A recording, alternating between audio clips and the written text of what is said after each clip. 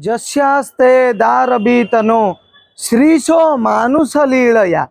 महाप्रभु कालिया शांत नीलाचल पर्वत रे बसी एटी मनीष परि लीला करती आज्ञा। 12 मासरे 13 पर्व करी थांती। महाप्रभु को शीत लगिले आपण माने देखिथिबे जी कि रही आमर ओढ़ण षष्ठी तारू श्री पंचमी पर्यंत शीत को सम्मान दियंती, घोड़ी हुंती, घोड़ लागी हुंती एवं महाप्रभु को गरम लागिव। महाप्रभु चंदन यात्रा करिवे, नरेंद्र सरोवर रे नौका विहार करिवे। कारण आमर शास्त्र रही दोले च दोल गोविंद चापे च मधुसूदन रथे तुबामनम दृष्टवा पुनर्जन्म न विद्यते।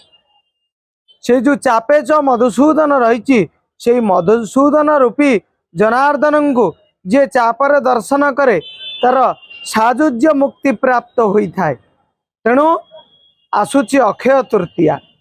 कौन हुए अक्षय तृतीया रे? अक्षय तृतीया आसिले सारा ओडिशा रे नुहे भारत रे चहल पड़ी जाए। समस्ते जगी बसी चाहती यही दिन को, विशेष करी कृषि कूलर लोक माने, चाषी कूलर लोक माने जगी बसी थांती यही दिन को केबे आसीब अक्षय तृतीया। अखिमुठीर अनुकूल होता है से दिन एवं समस्त चाष से दिन ठारू अयमारंभ होता है। ता सहित महाप्रभुंकर चंदन यात्रार विराट आडंबर। पुरी रे श्रीक्षेत्र रे पुरुषोत्तम चंदन बोली जो प्रसिद्धि लाभ करिछि से चंदन यात्रार अयमारंभ दिवस महाप्रभु मध्याह्न धूप बढ़ी सारिबा परे चंदन यात्रा को विजय करती।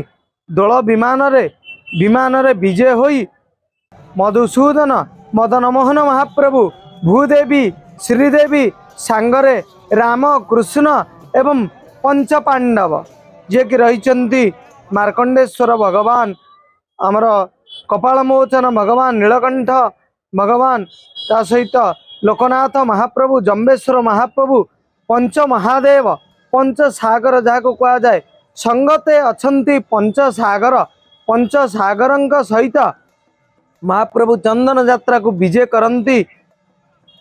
चंदन चकड़ा रे पहुंची महाप्रभुंकर बंदा बंदा इत्यादि संपन्न हुए। नौका प्रतिष्ठा करा जाए, नौका रे विराजमान करती, जड़ क्रीड़ा करती। जल क्रीड़ा सरिबा परे बेक पर्यंत महाप्रभु चंदन कुंडरे बुड़ी रुहंती। यह एक अद्भुत दर्शन। चंदन यात्रा 21 दिन बाहर चंदन अयमारंभ होता है। समस्त पुण्य पर्व, समस्त प्रतिष्ठा इत्यादि कर्म, जाग यज्ञ संपूर्ण कर्म यही दिन ही आरंभ होता है। एवं ये एपरी एक दिन जहाँकि समस्त शुभ कामर अयमारंभ करा जाए अक्षय तृतीया रे बा अक्षय तृतीया रे।